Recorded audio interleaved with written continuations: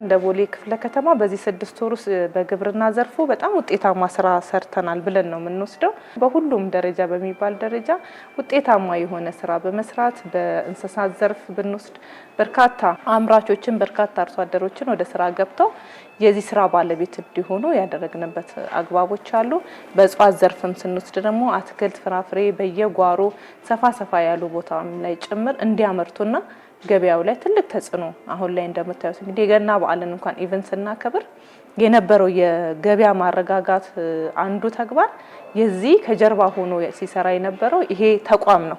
ስለዚህ ያ ደግሞ በጣም ጥሩ የሆነ ሰው የተረጋጋ ግብይት እንዲፈጽም ቀለል ባለ ሁኔታ እንዲኖር የተደረገበትና በርካታ ስራዎችን የሰራንበት አግባብ ነው ያለው።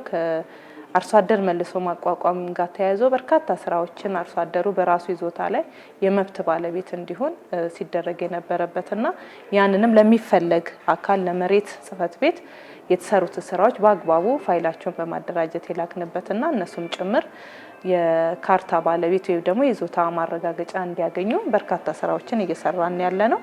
ያም ደግሞ በ6 ወሩ ገምግመናል። የተሻለ ውጤት አምጥተናል ብለን ነው የምናስበው።